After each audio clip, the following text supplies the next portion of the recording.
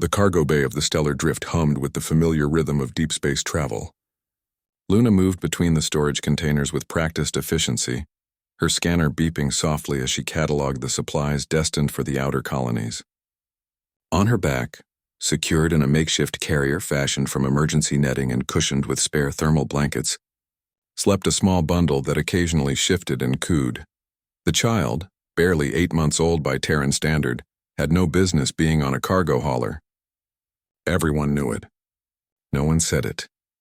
Fien watched from the upper catwalk, his forearms crossed in the manner of his people when deep in thought. As the ship's quartermaster, he'd worked alongside Luna for 2 cycles now. She'd joined the crew 6 months pregnant, desperate for work, asking no special considerations. Captain Vross had hired her anyway, impressed by her engineering credentials and unbothered by human reproductive complications. The manifestor updated, Luna called up to him, her voice steady despite the sheen of sweat on her brow.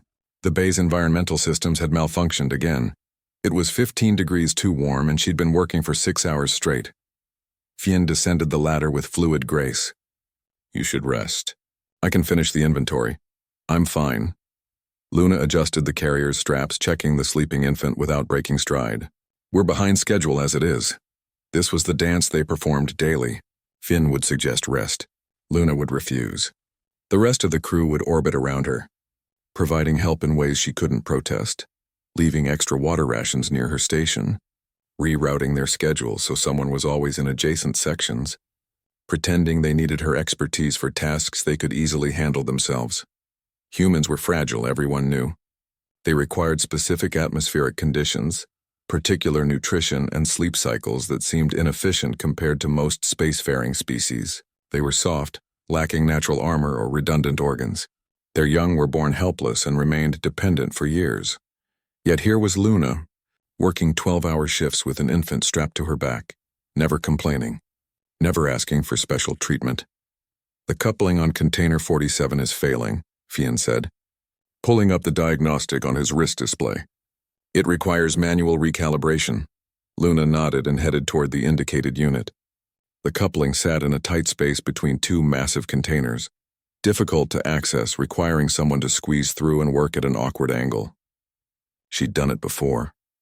She wedged herself into the gap, the carrier pressing against her back as she contorted to reach the maintenance panel.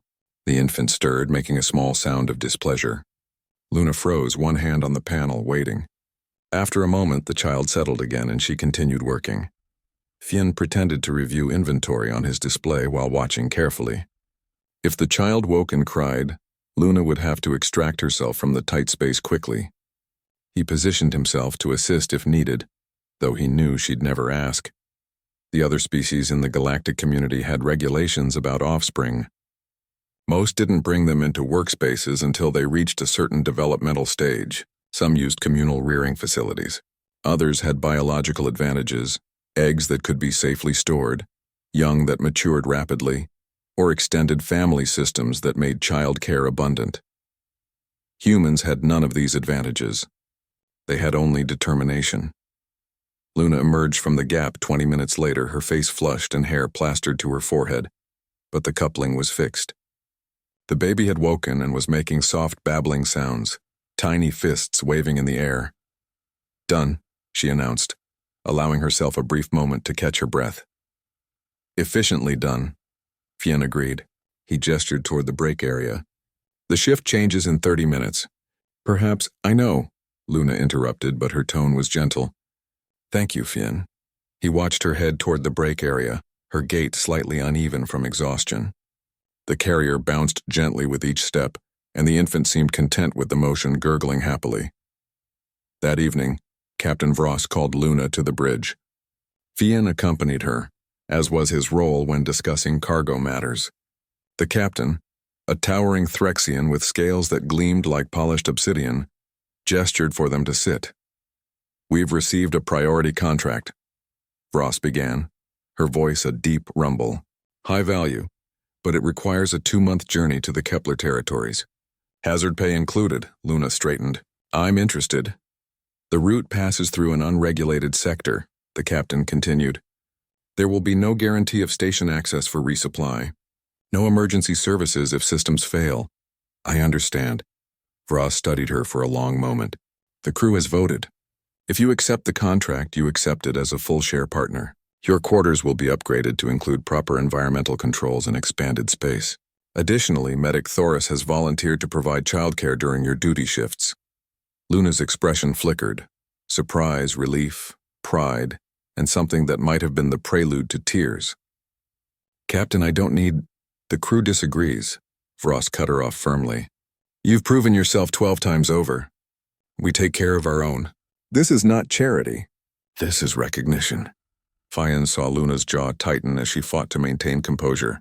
The baby on her back chose that moment to let out a happy squeal, breaking the tension. Then I accept, Luna said quietly. Thank you. As they left the bridge, Fian walked beside her in comfortable silence. Finally, he spoke. Humans are remarkable. Luna glanced at him, surprised. What makes you say that? Other species require optimal conditions to thrive. Humans endure despite conditions. You carry your young with you because you must, and you never complain. You work as hard as anyone aboard, harder perhaps while managing a dependent infant. You ask for nothing and offer everything. Luna smiled, reaching back to touch the carrier gently. We do what we have to do. That's all. No, Finn said thoughtfully. That is everything.